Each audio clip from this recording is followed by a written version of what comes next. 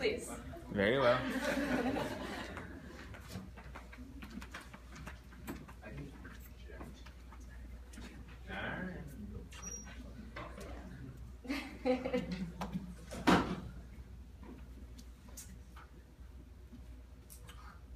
All right.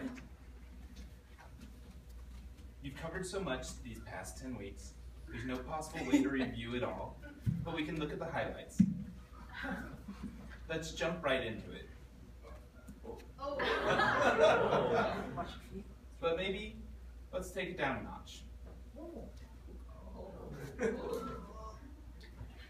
You began by understanding the molecular structure you learned about resonance, the tendency of delocalized electrons to travel back and forth through p orbitals.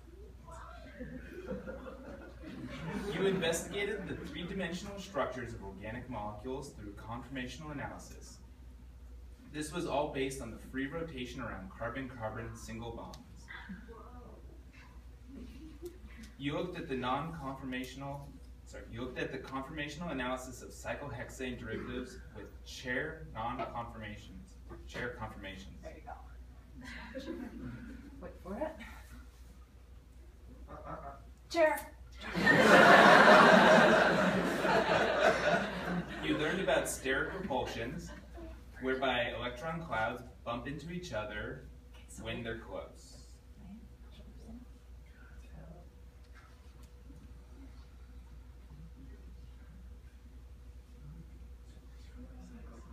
But prefer to be spread out in 3D space. Though it may seem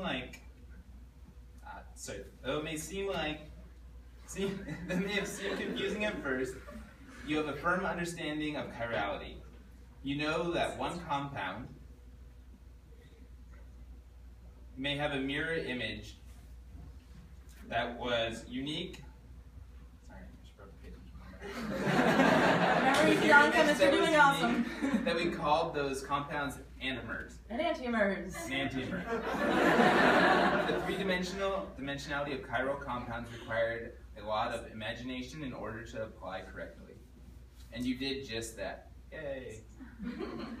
By doing your homework, you gave yourself the right practice and repetition to get it right. And more repetition. And more repetition.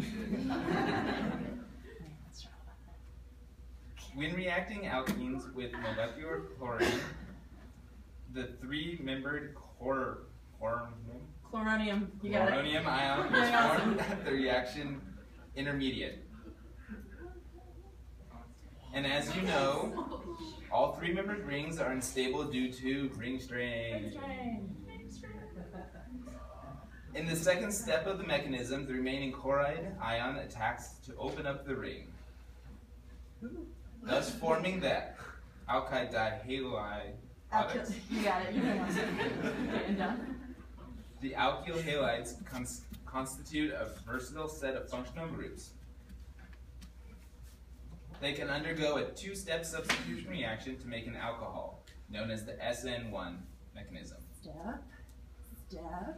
Which can undergo another SN1 reaction to return to the alkyl halide. Step.